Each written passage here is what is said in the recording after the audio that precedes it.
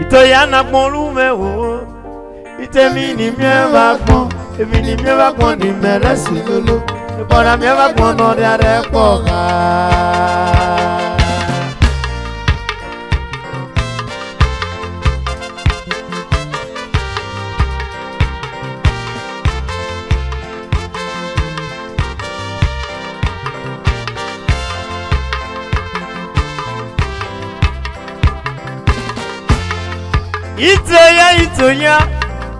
Itoya-Nagbonlumhen o.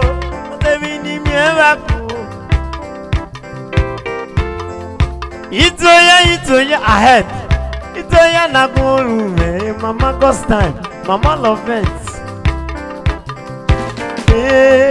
Itoya-Nagbonlumhen. Okwes Palace, Okwes, your guy, Okwes you, Okwes Ilo to Ubierumu, Okwes you no more. Baby. Itoya-Na, Mississippi Fair. Mama Rivers of Bay, Bezi Torino, Mommy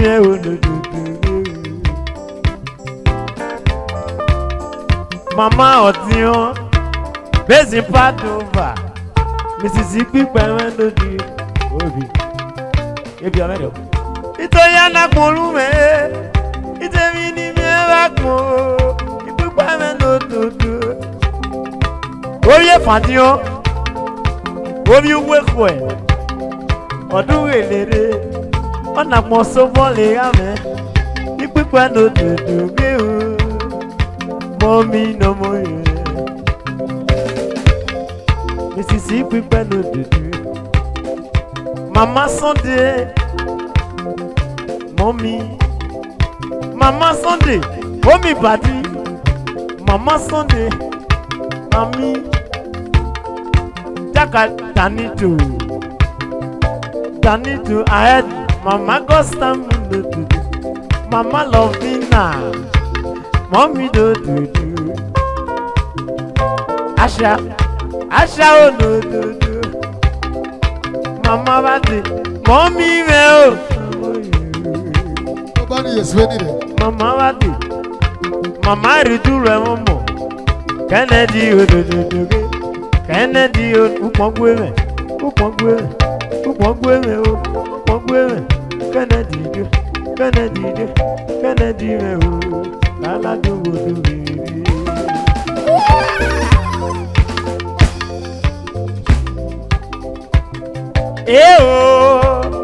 Itoya-Nagbonlumhen Barrister at law.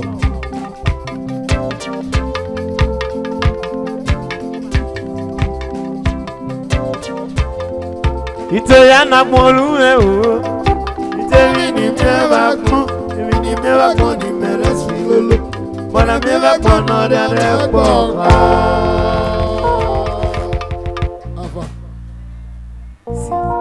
Omone ni mama sabore yo. Sayo, Ole ni wasabore yo sayo.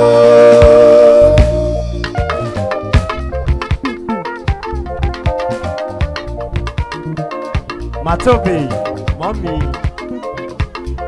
super woman leader.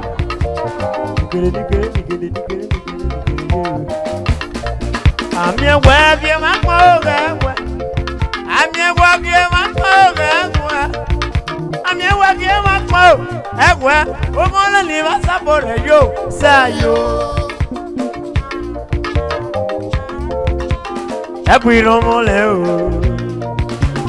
Ubierumu leo, Mrs. Ubierumu, Felicia unomoyo,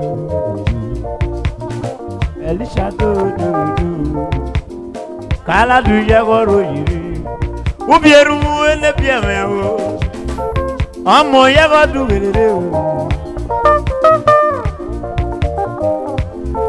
Superior unomoyo. Mrs. Uzaka, mommy, Uzaka do. Mama Odio. Mama Odio be akere. Superior. Oyo biaja. Mama Odio be akere. Oyo biaja.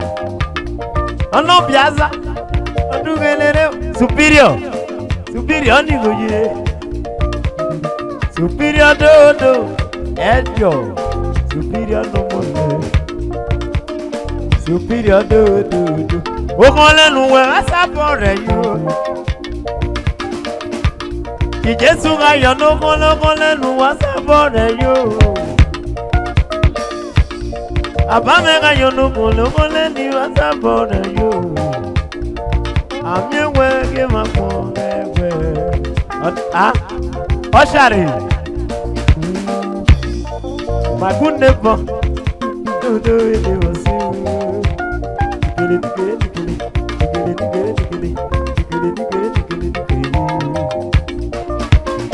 Kaladu yeworo yire.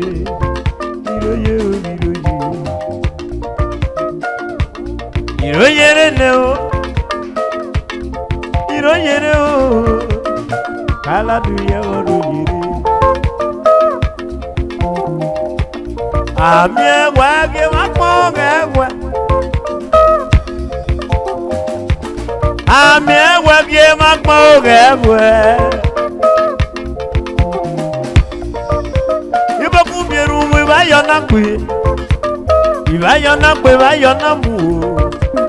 Ono Uwa-Yona-Kwe. Tabi Uwa-Yona-Mu. Christian, no man is God. Obiakpoensi. Omo no yele molipo. Christian onomole. No man is God. No man is God. No man is God. No man is God. No man is God. Ano ahun atama. Ano ahun onomoye. Weyo.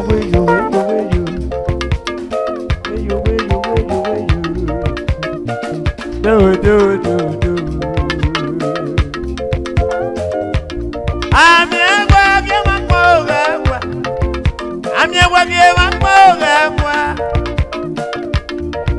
Ewa, okole ni wasapore yo sayo.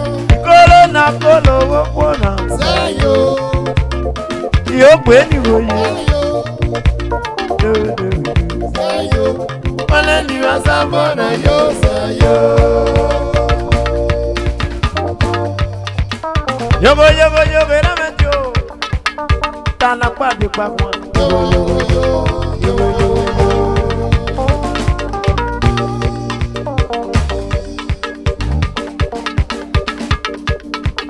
Yo. Yogo we na mejo. Yogo. Atana kwa bi kwa kwa ne.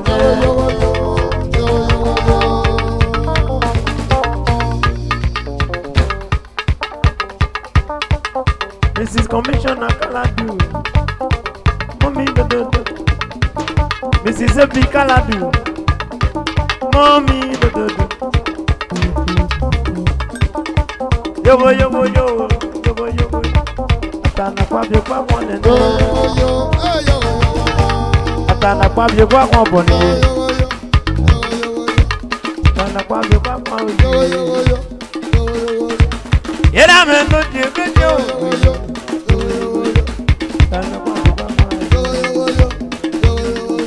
This is Joseph Manoyo. Yo.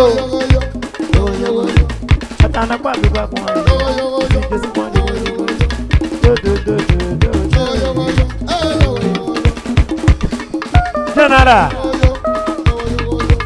General lera me otie. General lera me otie. General equipe. Jesus Christ of Ubierumu. Yeah, do.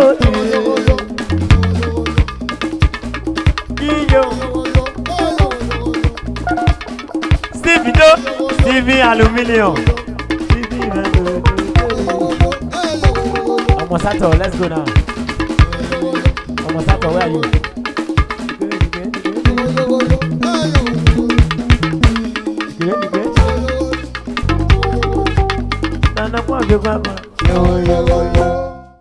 Wa mi nu ware jume yenu to kwere me ere no ria rere oria garere ge bufu e atebire me ge jere ba ko ya ge jere eteni re lunde re me jolis eteni mare lu re me jolis.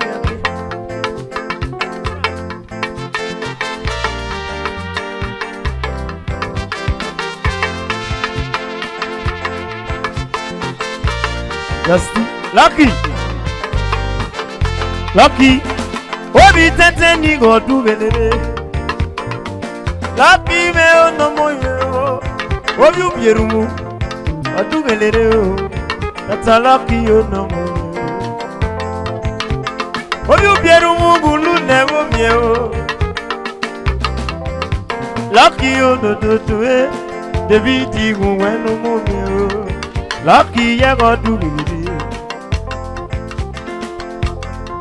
Obi Ubierumu goro yere Eli yusike wa Lucky uwe no moye Omi kono fwa Odugele Lucky do Lucky ono mome Obi Ubierumu godugele Omo no yelo kajesi Omo no yele denu Dr. Lucky Omi 10 junior Odu elere Obi Ubierumu Ebo Obi Ubierumu Lucky me ono moyo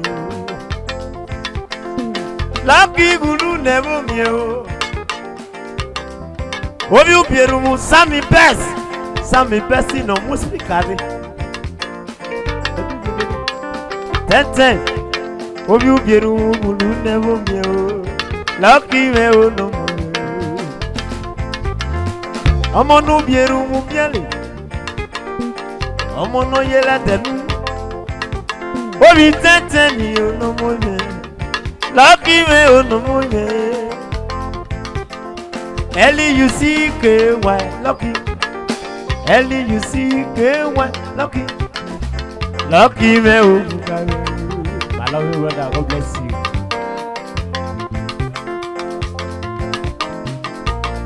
Mommy, Mrs. Okodede, oh no. Mama, oh no, atama. Omo no yele buligo. Omo no muna nyori. Oyo ni mwa gogo. Omo no yele buligo. Oh no, atama. Oh no, no. Oh no, atama. Ice. Junior yeah class super leader awaiting counselor Obi Ubierumu junior no Ubierumu yage du belele junior me no Koite Obi Osagale no mo Koite Obi Ubierumu aye mere o tela driver aye Samuel Obi Ubierumu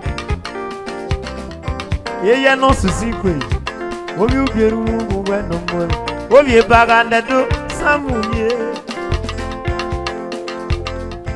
Samuel no mo God bless you brother Junior awaiting counselor what level Odugele Stanley no moyo God bless you son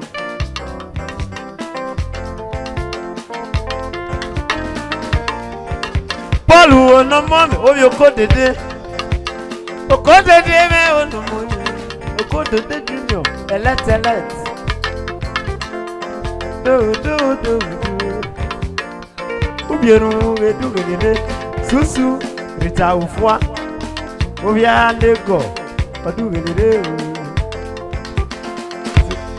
Baby na yoka Goide Obi Osagale Honorable Shadrack yo Onoge menose Councilor representing what level?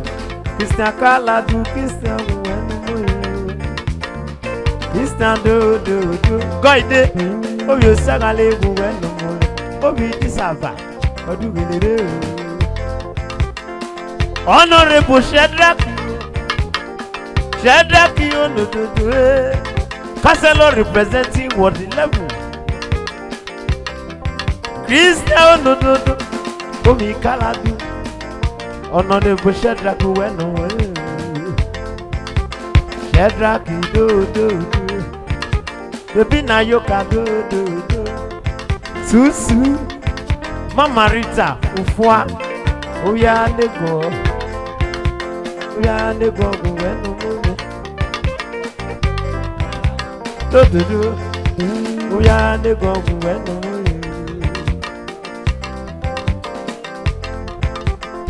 Oh yeah, I go do it. The Binayoka, Mama Lydia. Oh, you got a day, woman leader. Mrs. Okotede. Oh, you wall do it. Mama no, Mike. Oh, you come. Oh, mono yellow. Oh, yeah, he got Mikey. No more, no. Obatu, super leader. Oh, idobolo si ubelere, yanu wa wo idobolo si ubelere, yanu wa Ubierumu bege dakwera, ukino Ubierumu bagiole bala o, awon Allemand. Dobolo si ubelere, dobolo wa wo. Idobolo si ubelere o. Ubierumu bege dakwera, ebaga bege dakwera, lotopa bege dakwera, dumomuna bege dakwera. Aye mere o no mo. God bless you, brother. Trailer driver, obulo mi. Aye mere dao sa o no dudu. Upongwe enedi me o no.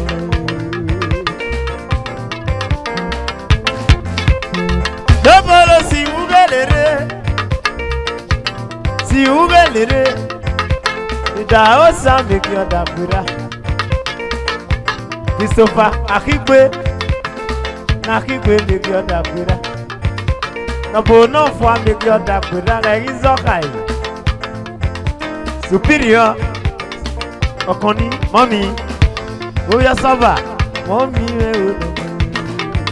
That's Amoki no to daddy. Amoki no women. Idobolo si ubelere. No koni make your dakwera. Obise make your dakwera. Okoni Monday. Oya obise. Oya koni. Monday me ono dudu. Monday me ono moye.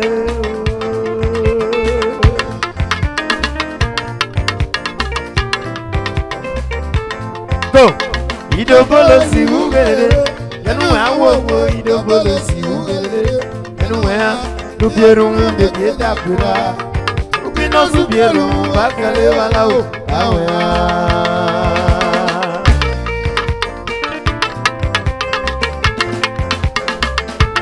Ito no mo me o, B.I. Vito, Vito no mo, Evans. Ivazo no more. Shakara. On the way from Lagos. Shakara no more. Ivazo no more.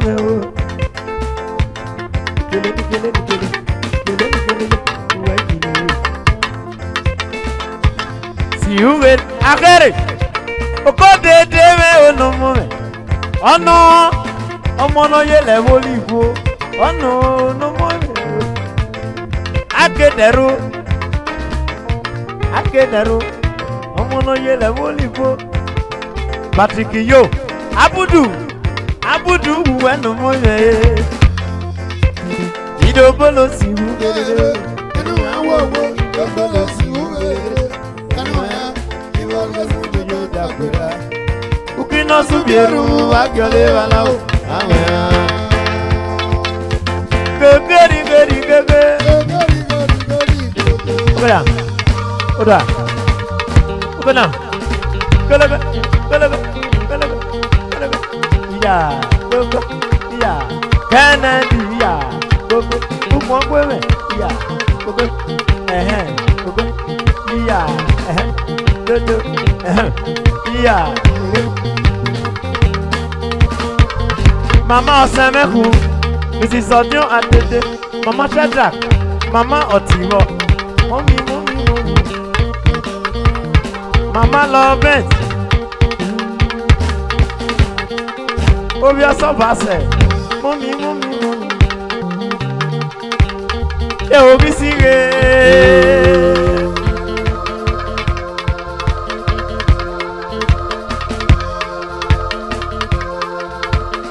Okwes Palace. This is your guy, your man. Adobe, Takadobe, Adobe, Oyobi, Obi Tara Uzea. You sing a ballad with another way, promise. Women, yet when I will be singing. Ubierumu,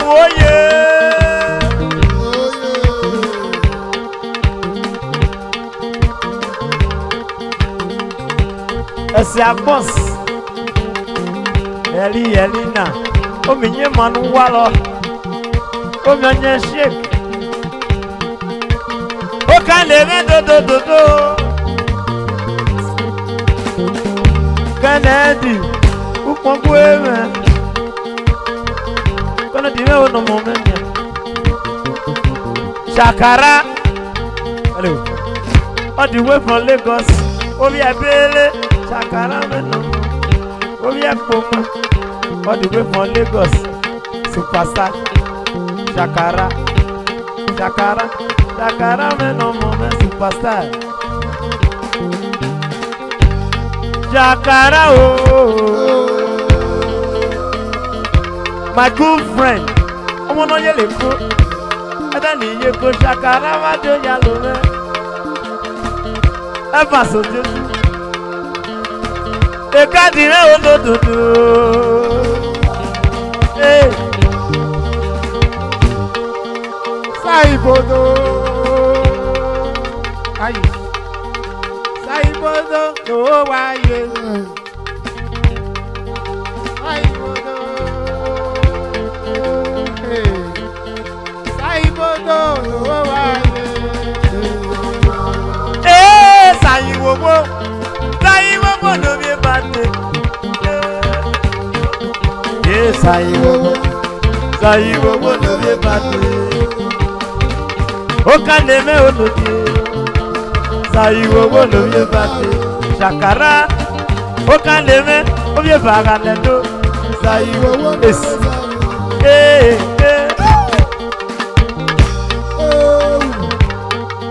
Okoni Christina no be okoni.